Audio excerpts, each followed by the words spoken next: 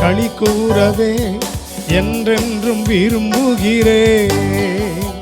வாஞ்சிக்கிறேன் என்னாலுமே உந்தன் சமூகத்தையே.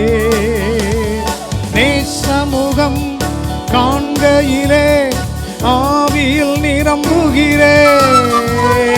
பாடி உம்மை துதிக்கையிலே பரவசம் கொள்ளுகிறேன். ஆவியானவரே உம்மை வாஞ்சிக்கிறேன். மகிமையின் பிரசன்னம் நிறைவாய் இறங்கட்டும் இந்த வேளையிலே.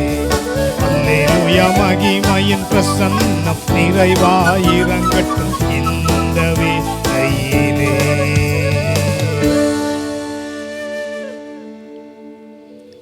நீதிமொழிகள் 3ஆம் அதிகாரம் 9ஆம் வசனம். Proverbs chapter 3 and verse 9. உன் பொருளாலும் உன் எல்லா விளைவின் முதற் பலனாலும் கர்த்தரை கனம் பண்ணு. கிறிஸ்துவுக்குள் பிரியமானவர்களே, ஆண்டவர் சிறந்ததை நமக்கு கொடுக்கிறார். இன்றைக்கு உங்களுடைய நேரங்களை அவருக்கு நீங்கள் கொடுக்கிறீர்களா? ஜெபத்திலும் வேத வாசிப்பிலும் பரிசுத்த வாழ்க்கையிலும் முதல் இடத்தை நீங்கள் ஆண்டவருக்கு இன்றைக்கு கொடுக்க நீங்கள் முன் வருவீர்களானால் உங்கள் களஞ்சியங்கள் பூரணமாய் நிரம்பும். உங்கள் ஆலைகளில் திராட்சை ரசம் புரண்டோடும். எங்கிலும் தேவன் சமாதானத்தையும் சந்தோஷத்தையும் ஆசீர்வாதங்களையும் கொடுத்து உங்களை அவர் நடத்த வல்லவராயிருக்கிறார்.